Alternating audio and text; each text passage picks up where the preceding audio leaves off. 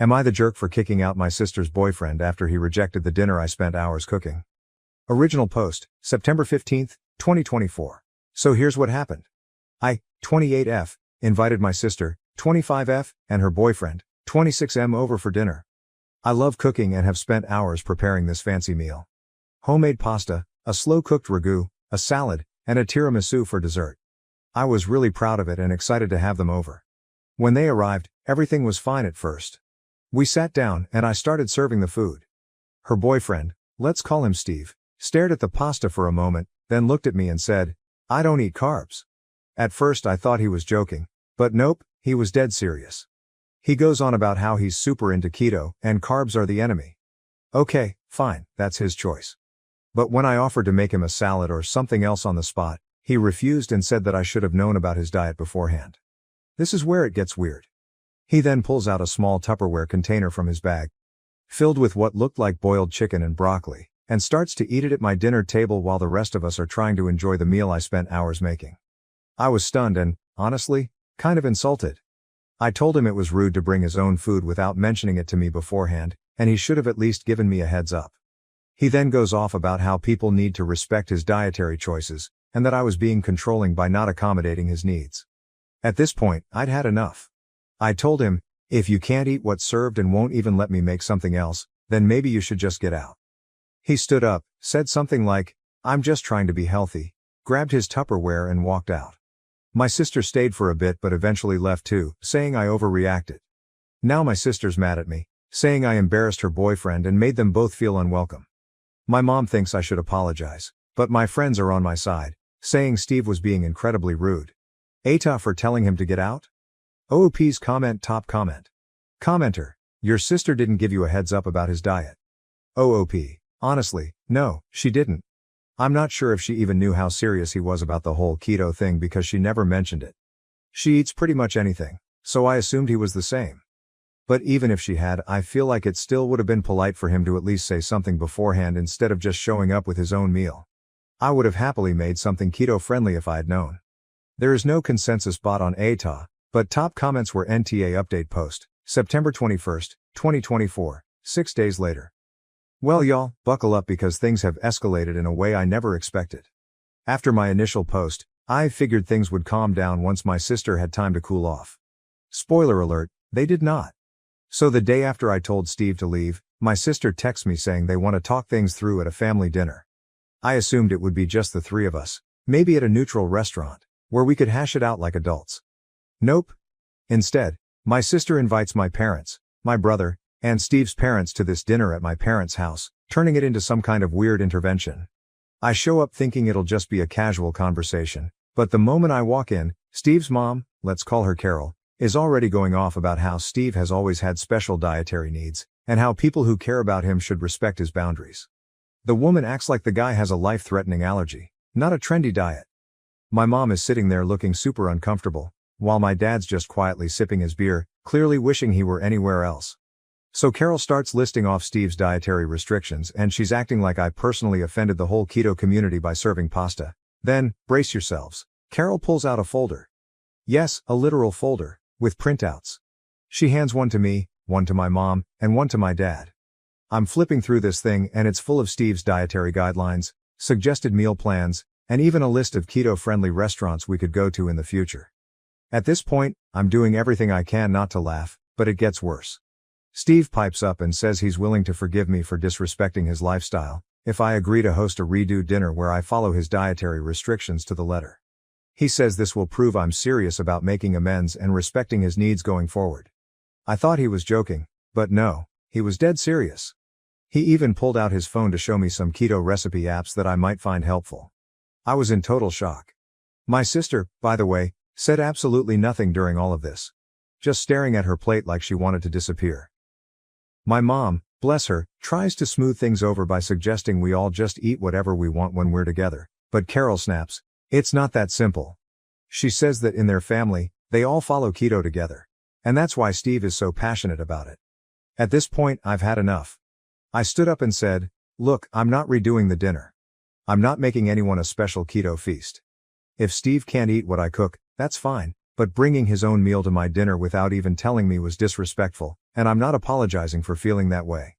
And then, this is where it gets absolutely bonkers. Steve's dad stands up, points at me and says, "This is exactly why Steve doesn't trust women to understand him. They always make it about themselves." The whole room went silent. My dad finally spoke up saying, "I think it's time for you all to leave," and started walking toward the door, basically escorting Steve's parents out. Steve and my sister stayed behind, but Steve was furious. He started yelling about how families should support each other, and then accused me of trying to sabotage their relationship because I'm jealous of what they have. At that point, I just walked out and left the whole mess behind. Here's the kicker, though. A couple of days later, my sister called me and told me she and Steve were taking a break because she needed time to think. Apparently, this whole keto fiasco was the last straw in a long list of controlling behavior from Steve. She didn't realize just how bad it was until the whole family saw it play out at dinner. She even told me that Steve had been trying to get her to follow his diet for months, but she was hiding snacks in her car just to get a break from all the keto madness. So now, Steve's gone full radio silent, my sister is staying with me for the time being, and I'm still getting passive-aggressive texts from Carol about how hurt Steve is, and how he's just misunderstood. Honestly, I'm just glad my sister is finally seeing how controlling this guy was. TLDR, Steve's keto obsession led to a full-blown family intervention where his mom handed out dietary guidelines, and now my sister is taking a break from him because she realized how controlling he is. Now to the next story, story 2. My wife left me for her rich lover, but when he lost it all, she came crawling back asking for a second chance. I am 32 years old, and I have been married to my wife, who is 27, for over 6 years. We've been together for 8 years and 3 months and have lived together for 7 years. In my opinion, everything was always excellent. I felt like we were the ideal relationship. We both have decent careers, secure money, and purchased a home 5 years ago. In February 2022, I tragically lost my mother to a heart attack. The months that followed were extremely difficult for both myself and my wife, who was close to my mother. By harsh, I mean truly rough. We hardly went out twice throughout that time, spending most nights at home relaxing on the couch and watching TV. I wasn't happy, but I assumed we'd get through it. Then D-Day arrived 5 weeks ago. My wife went out drinking with 3 male coworkers, only 5 minutes away from our house. I was okay with it, thinking, cool, but I'm going to bed soon. Around 3:30 a.m., she arrived home with those 3 guys. I knew them all. She then informed me that she was going out with them to the city. I disliked it, but I couldn't stop her. Everything closes at 4 a.m., yet despite the 15-minute travel home, she didn't arrive until 5:30. That was when my suspicions began, despite the fact that I had never mistrusted her before. 4 weeks ago she departed for an entire Sunday, claiming she was going to a carnival with her mother. I didn't trust it but had no idea what to do. She even left without saying goodbye while I was showering. She arrived home later that day, weeping. My initial answer was, "Honey, come here. What happened? What's made you so upset?" Her first words were, "I want a divorce." Following that, we had an emotional conversation. I asked her straight up whether she had cheated and she answered no. She told me she was unhappy for a long time and wanted a divorce. She had never informed me anything was wrong with our relationship, so this really surprised me. After our conversation, she left and moved in with her mother. 4 days later, I met her again since we have a puppy that neither of us can care for on our own, especially at her mother's house, so the dog is currently staying with an aunt.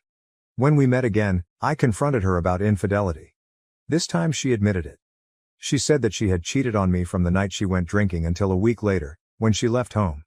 She stated that she believed she was in love with him. When I asked her what she liked best about him, she simply answered, "We have a good connection, a spark." That was it, I suppose.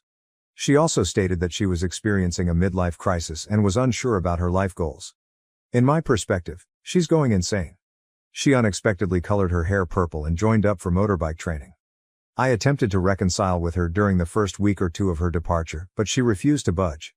Every significant message I sent her was ignored. She did respond to light ones, but her responses were brief and arrogant. I really don't recognize my wife anymore. Her personality appeared to transform in just 1 week. She treats me as if I never existed in her life, as if I were a piece of junk.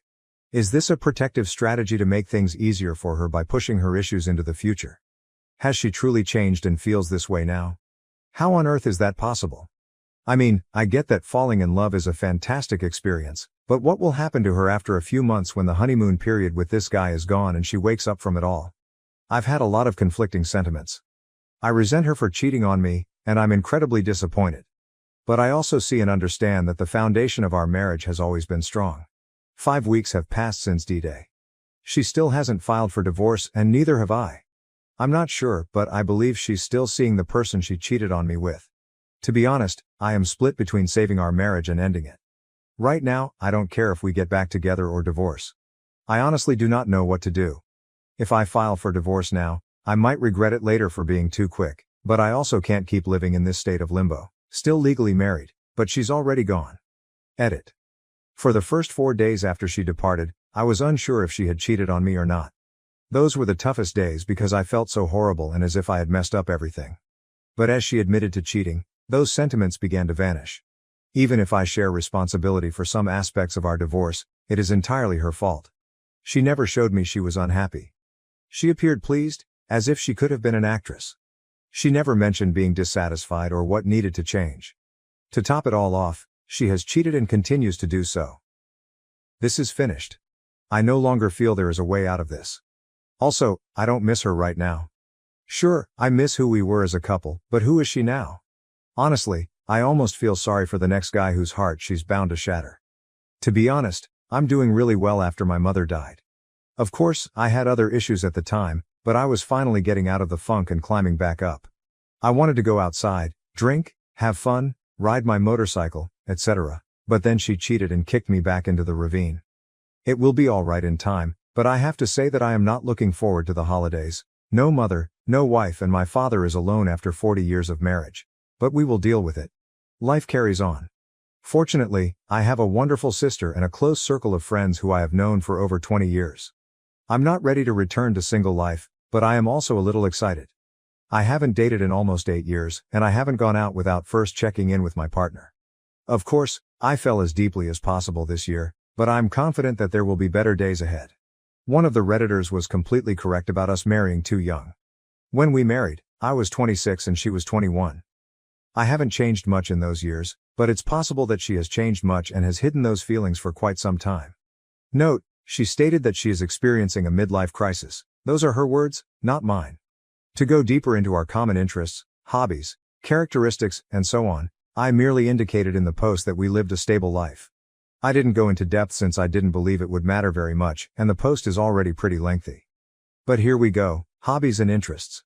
We both enjoy gaming, although we have never played together. I'm now playing Age of Empires 4 on my PC, while she prefers to play The Witcher on her PlayStation 4. We both enjoyed watching a good Netflix show, especially after my mother died. We did it frequently, but even before that, we preferred staying in together to watch a nice movie rather than going out drinking. We would occasionally go to the movies or play pool, maybe once or twice a month. We also went out to dinner. We both liked motorcycles. I had a license and a bike, whereas she didn't. She always enjoyed sitting in the back seat of the bike as a passenger. When she was younger, her father would take her for rides on his bike. Apparently, she wants her own license and bike, something I was unaware of. Family time. We both enjoyed spending time with our family. We'd usually spend every other Sunday at her mother's house, with her stepfather, her father's house, with her stepmother, or my father's house. We enjoyed driving to nature sites and forests, as well as going for walks with our dogs. Personality traits. I enjoyed how spontaneous she could be. Well, she appears to be too impetuous, but that's okay. I sometimes overthink things, such as whether we should buy something, whether we actually enjoy it, how much money we have at the time, and so on. She would simply buy it or book the vacation I was apprehensive about. I admire that about her.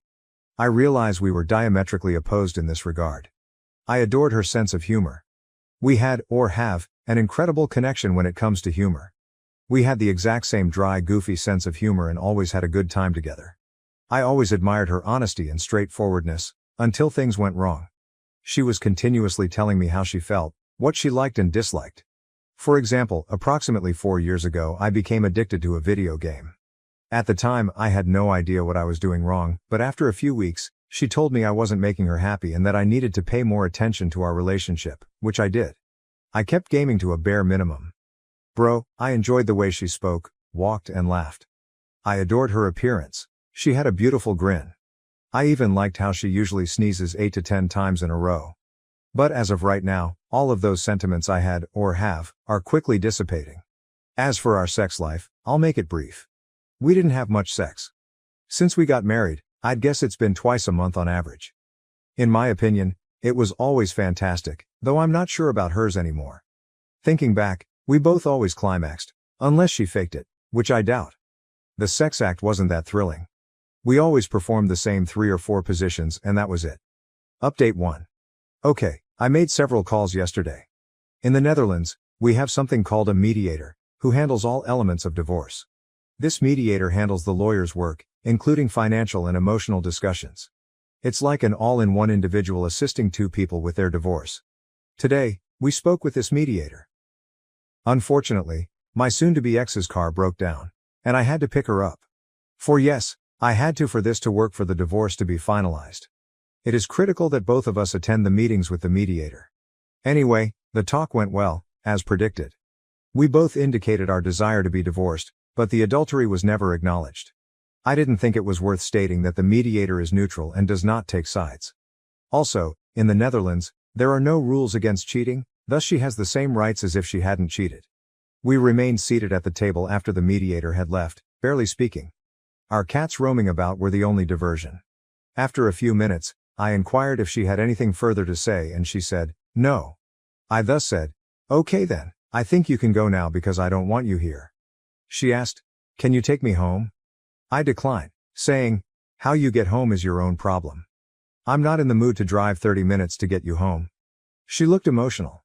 I believe she expected me to drive her home because, in the past, I had done everything for her. After that, she called her mother, who will pick her up in about an hour. She left the house stating, I'm going for a walk for about an hour until mom arrives to pick me up. She seemed hurt and emotional as she departed, but I'm staying strong. I still notice a lot of unusual behavior on her part, and I believe she is still in the affair fog. Despite everything, I still love her for who she was, but for the time being, I'm staying tough and treating her as if she meant nothing to me. Edit. As of right now, she means nothing to me. She is just no longer the woman I loved and remained faithful to. Query. I have a query that requires some context. For the past 11 years, I have worked as a driver for a transportation firm called Supertrans. I resigned that job 4 months ago and got a new one with another transportation firm. Around 1.5 years ago, I secured my soon-to-be ex a job at Supertrans. She worked in the office, and I was the driver. I also know her affair partner, AP, who works in the warehouse at Supertrans. Because I worked there for 11 years, I know everyone in the Supertrans office. Everyone liked me, and I was close friends with some of the dispatchers.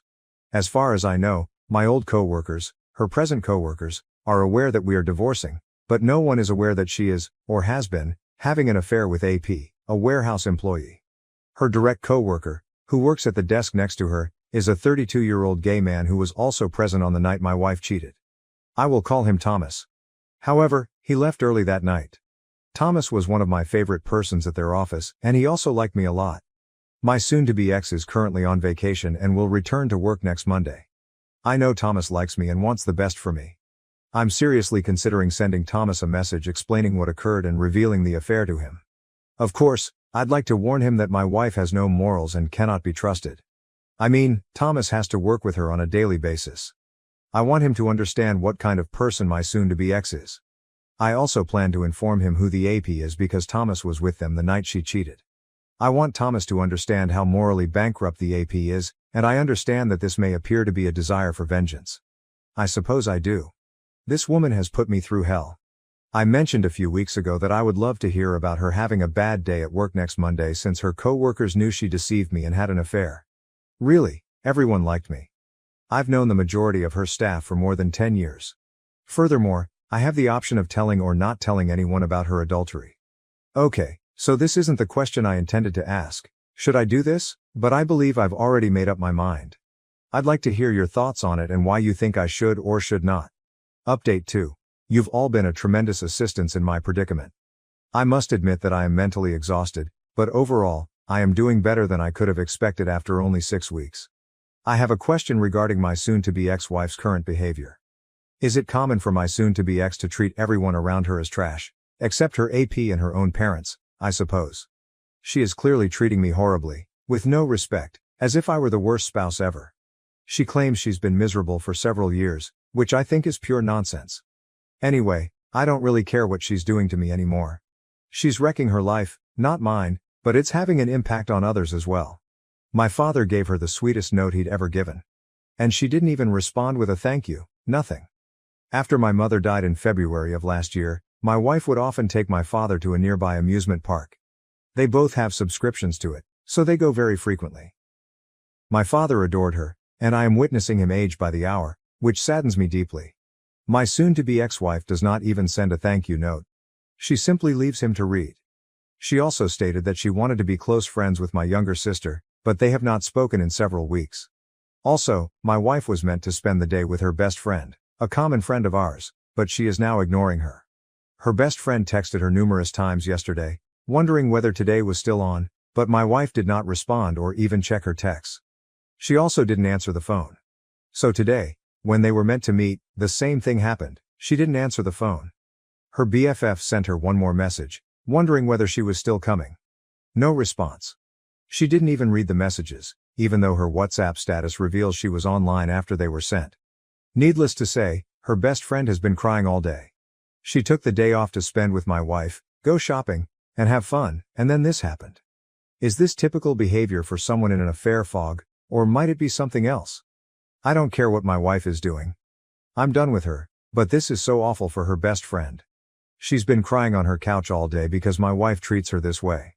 While I'm composing this, another question comes to mind, but I believe I already have the answer. My soon-to-be ex-wife is telling everyone we broke up because we grew apart and she hasn't been happy in years. I believe it is typical for a cheater to make excuses and not be open about what happened and how they fell in love with someone else. Oh, I almost forgot something really crucial. Her BFF, a common buddy, really stayed with us for 6 months, from November 2021 to April 2022. She had recently gotten out of a nasty relationship and had no place to stay. We had an extra room, so we brought her in. Anyway, my wife and her best friend actually discussed everything, including our relationship and sex life. Everything. I talk to her best friend every day and she's been extremely lovely and completely honest with me. I asked her whether anything my wife had said about being unhappy with me for an extended length of time was genuine. BFF claims it's all lies. My wife has never mentioned anything to her, nor has she expressed any displeasure with me. Keep in mind that they told each other everything except their feelings of unhappiness. So either my soon-to-be ex-wife is clearly lying now, I'm not sure why, possibly to explain her cheating on me and fleeing our marriage, or she has kept her unpleasant feelings hidden from absolutely everyone but herself. I honestly do not know.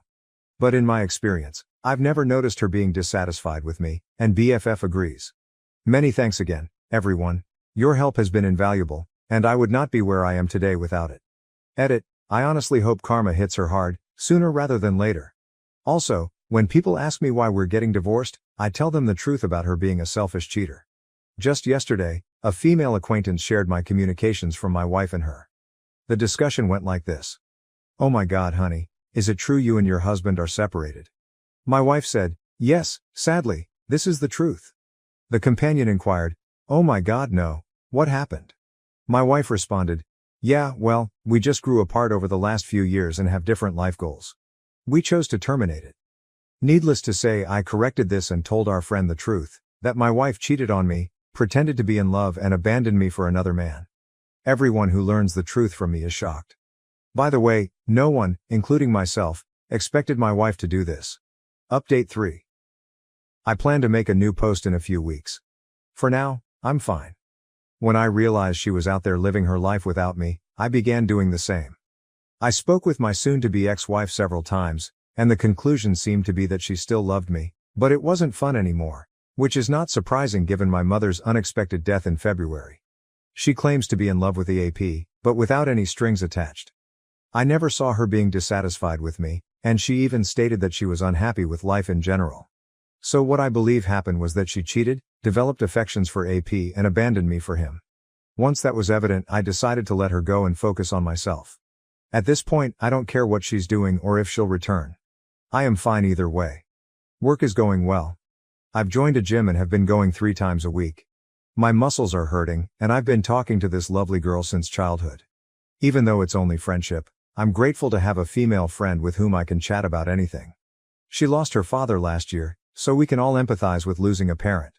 So sure, I'm fine. Regarding the divorce, we had to acquire a large number of documents, which were then forwarded to the mediator. We are currently waiting to hear from him before scheduling our next meeting and moving forward with the divorce. As of right now, I've already decided that the divorce will proceed, regardless of whether my soon-to-be ex-wife returns. Divorce is inevitable since the marriage has ended. Update 4. We'll sign our divorce papers and make it official in 4 days. This is going to be a long post because I haven't updated in nearly 4 months. Well, I made some blunders along the way, but I also made movements that restored my power and made me respect myself again. For starters, 5 months after the first shock, I no longer think about or feel affected by the adultery.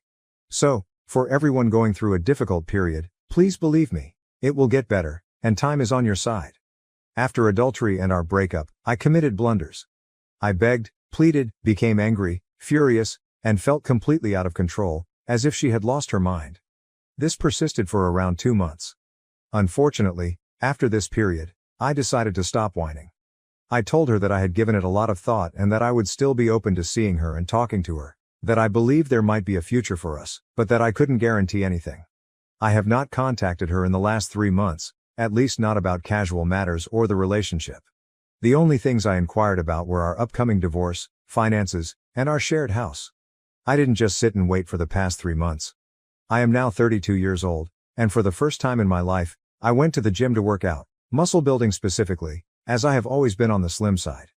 For the past 3 months I've been going to the gym 4 times a week with complete dedication. I'm also seeing an improvement in my muscles and appearance. However, this goes beyond.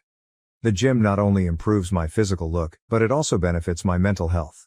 At first I started working out to keep myself occupied and distracted, but 3 months later, I look and feel much better about myself. I'm rediscovering confidence that I didn't realize I had. Pro tip of the day. When you're going through a difficult moment, the gym seems to help both physically and mentally. Regarding our shared house, I spoke with the bank, and I'm able to lend more money and take on a larger mortgage. I have to pay my ex-wife approximately $65K for the house, but I am able and will do so. After signing everything and paying her, I will be the only owner of the mutual house, which is worth approximately $300,000. I'm not happy about having to pay her $65K, but in the long term, I'm far better off owning my own home, which is worth roughly 5 times that amount. Furthermore, she no longer has her own home. She officially lives with her mother again, but I know she frequently visits AP's place. I'm not contacting her, so how do I know? I will get to that. My ex and I share a mutual buddy. We never hang out together, but we do communicate on a regular basis. As far as I know, my ex left me to be with AP and immediately began a new relationship. I'm not sure what's going on with my ex, and at times it appears she's lost her mind. I try to keep my thoughts away from her, but occasionally they travel where they shouldn't. At the moment, I think I could refer to AP as BF because that's what he is now. However, I will stick with AP because that is how it began. Anyway, concerning AP and my ex-wife, karma is a B********, and it's beginning to bite hard. When my ex and AP first got together 5 months ago, everything appeared fine for them. However, the tables are starting to turn. AP is currently at home suffering from depression, which I know since a common acquaintance showed me screenshots of a chat between my ex-wife and her. Additionally, AP is currently out of work. Even when the infidelity initially occurred, I always felt superior to AP due to his lack of morality. And I had already concluded that he was worthless in comparison to me. Well, now I know for certain, which makes me feel like my ex-wife has gone insane. I'm not conceited, but I am certain that I am the catch and a far superior man than her AP. A little extra. At the beginning of their relationship, I was still contacting and warning her. Well, I think I was correct all along. Not only does AP prove himself to be the loser I suspected he was, but he also introduces her to a substance that has the potential to destroy her life. I discovered this through a mutual buddy. I haven't spoken with my ex-wife about it.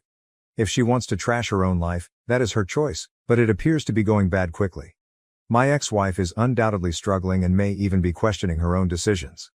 I hadn't spoken or seen her over the holidays, Christmas and New Year's. However, around a week into the new year, 2023, she texted me unexpectedly, asking if I was home and if she could come over. She came over to my house and the visit lasted only about 5 minutes. She stopped by to tell me she had spent Christmas Day alone, sobbing. She inquired about my holidays and how I was doing. I informed her that my Christmas was okay, but not the best. I lost my mother last year, and these were the first holidays without her, so it was decent but not amazing. However, I told her I was doing well, which I am. So for me, this was strange.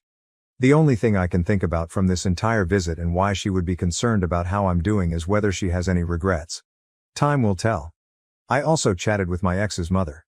My ex-mother-in-law called after New Year's to wish me a happy new year and best wishes. I must admit that I did not expect the call, but it was great to hear from her because she had been a part of our family for the past 8 years. My mother-in-law told me that my ex-wife hasn't been doing so well lately. Apparently, she is quite sad and crying a lot since she is mourning her marriage. My ex even told her mother, "I wish it wouldn't have to be like this," implying that she is having second thoughts. However, only my ex has the ability to reach out and make a move, which I do not anticipate happening at this time.